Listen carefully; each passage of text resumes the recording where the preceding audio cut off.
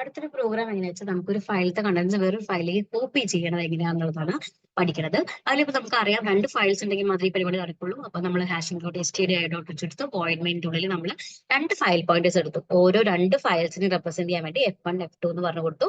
Star use ചെയ്തു. അങ്ങനെ 2 file pointers കിട്ടി. നമുക്ക് ഓട്ടോമാറ്റിക്കലി റീഡ് ചെയ്യലും കോപ്പി ചെയ്യലൊക്കെ ആയതുകൊണ്ട് നമുക്ക് എന്തായാലും ക്യാരക്ടർ ആവശ്യമുണ്ട്. സോ ക്യാരക്ടർ റെപ്രസെന്റ് ചെയ്യാൻ ഒരു വാരിയബിൾ CH എന്ന് പറഞ്ഞ് എടുത്തിട്ടുണ്ട്. ഈ 2 ഫയൽസ് ഓപ്പൺ ചെയ്യണം. F1 ഈക്വൽ ടു ഓപ്പൺ, ഒന്ന് റീഡ് ചെയ്യണം, ഒന്ന് റൈറ്റ് ചെയ്യണം.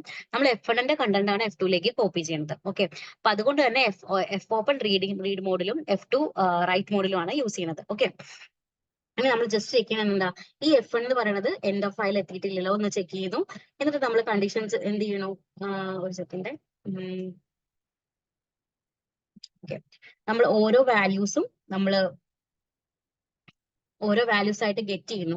ഗെറ്റ്സ് F1 ഓരോ വാല്യൂസ് നമ്മൾ ഗെറ്റ് ചെയ്തെടുക്കുന്നു, CH സ്റ്റോർ ചെയ്യുന്നു. ആ CH നമ്മൾ F2 റൈറ്റ് ചെയ്യുന്നു. അതാണ് ഇവിടെ നടക്കുന്നത്. F പുട്ട് CH പറഞ്ഞ വാല്യൂ എടുത്തിട്ട് F2 എന്ന് പറഞ്ഞ സ്ഥലത്താണ് നമ്മൾ റൈറ്റ് ചെയ്യുന്നത്. അപ്പൊ F2 നമ്മൾ ഓരോന്നും കൊണ്ടിടുന്നു. ഈ പ്രോസസ്സ് കണ്ടിന്യൂ ചെയ്യും അൺടിൽ ആ മൊത്തം ഫയൽ റീഡ് ചെയ്ത് കഴിഞ്ഞു. ഫയൽ മൊത്തം റീഡ് ചെയ്ത് റൈറ്റ് ചെയ്ത് കഴിഞ്ഞാൽ നമ്മൾ അത് സ്റ്റോപ്പ് ചെയ്യും.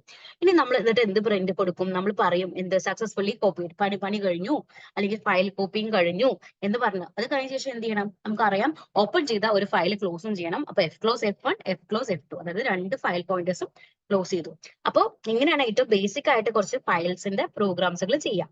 ഓക്കെ, ഇതിൽ അറ്റ്ലീസ്റ്റ് നേരത്തെ ഡിസ്പ്ലേയും കണ്ടന്റും അതുപോലെ കോപ്പി ചെയ്ത കണ്ടന്റും ഒന്ന് പഠിച്ചു വെക്കുക. ഒരു ഫയൽസ് ഒന്ന് വരുന്നതിലേക്കാണെങ്കിൽ 2 ഫയൽ പോയിന്റേഴ്സ് ആവശ്യമുണ്ട്. അതിൽ ഒരെണ്ണം റീഡ് ചെയ്യാനും ഒന്ന് റൈറ്റ് ചെയ്യാനും വേണ്ടി യൂസ് ചെയ്യണം. റീഡ് ചെയ്ത സാധനം റൈറ്റ് ചെയ്യണത് വേറൊന്നിലേക്കായിരിക്കണം.